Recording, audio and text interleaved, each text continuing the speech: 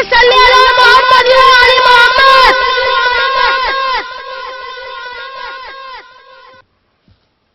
اپنی ولادت کے موقع پر میرا یہ درود شریف قبول فرمائیے.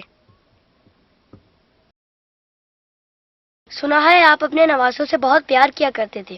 امام حسن علیہ السلام اور امام حسین علیہ السلام کو کندھوں پر بٹھا کر سیر کرایا کرتے تھے. آپ امام حسین علیہ السلام کے گلے کے بوسے لیا کرتے تھے اور روتے تھے. آپ کو پہلے سے علم تھا نا کہ امام حسین علیہ السلام کے گلے کو کاٹا جائے گا؟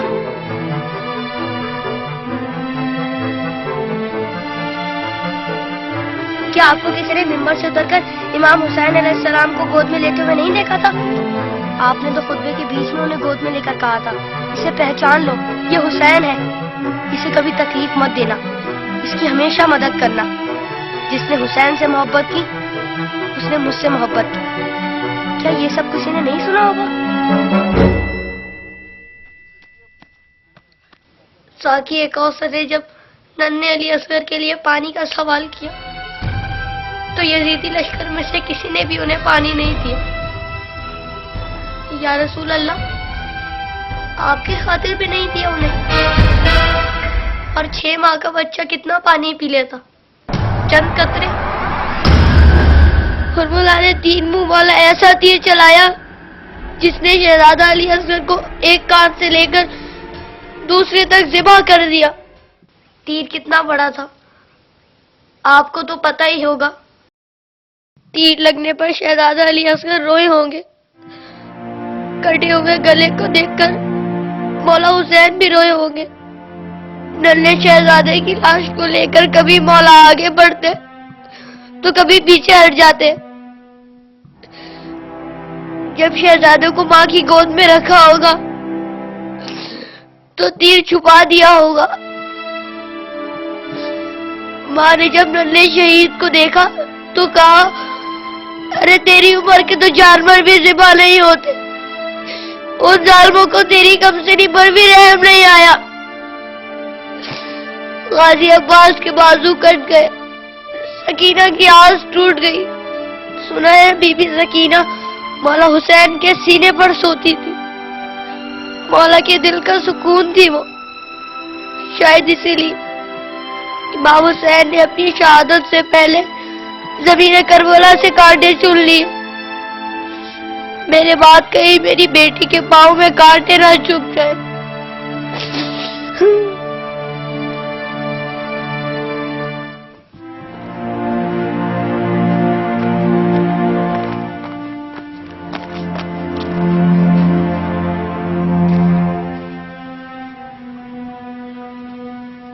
مولا حسین جب قاسم کی لاش لینے میدان میں گئے تو 3 دفعہ پکارا.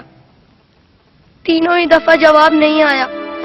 پھر فرمایا، امام ہو کر حکم دیتا ہوں، بتاؤ کہاں ہو تم؟ تو مشرق سے آواز آئی چچا، مغرب سے آواز آئی چچا، چاروں طرف سے آواز آئی چچا. کہیں سے باز اٹھا تو کہیں سے ڈانٹ. مولا حسین نے قاسم کے ٹکڑوں کو اکٹھا کیا اور گٹڑی بنائے اور کہا، حسین غریب ہو گیا.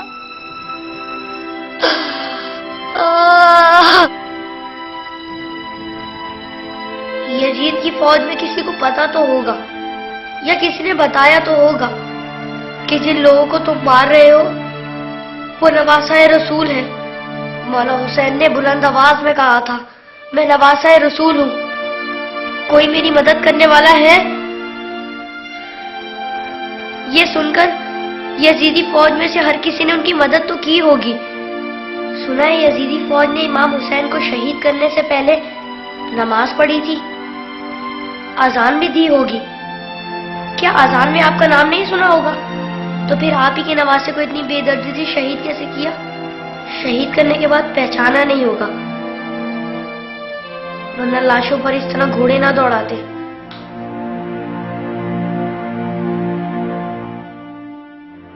عمر سعد کے بعد شمر نے آ کے کہا، میرے حصے کا سر کہاں ہے؟ حسین کو قتل تو میں نے کیا تھا، تو نے وہ سر کولی کو دے دیا. عمر سعد نے کہا، میں نے تیرے لیے بھی ایک سر رکھا ہوا ہے. تو میں نے پوچھا کہاں ہے؟ تو میرے ساتھ نے کہا چل ایسے برداروں کو لے جا خیمے کے پیچھے. ان ظالموں نے وہاں جا کر زمین میں نیزے مارنے شروع کر دیے. ایک نیزہ ایسا زمین میں گیا کہ ساتھ علی اصغر کو لے آیا. سب شہیدوں کے سر نیزے پڑ گئے. علی اصغر کا بدن نیزے پڑ گیا.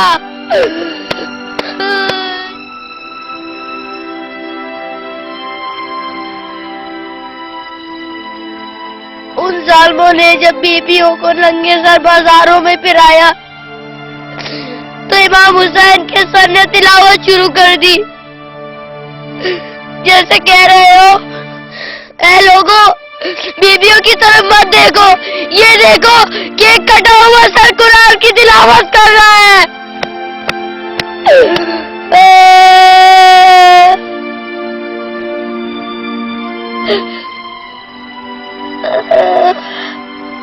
جب میں کربلا کا ذکر کرتا ہوں تو میری تکلیف مجھے بہت چھوٹی لگتی ہے یا رسول اللہ. جب جب آپ مجھے یاد آتے ہیں تب تب مجھے کربلا والے یاد آتے ہیں. مجھے پتہ ہے آپ اس منظر کو کبھی نہیں بھلا سکتے. جس منظر کو آپ نہیں بھلا سکتے اسے ہم کیسے بھلا دیں.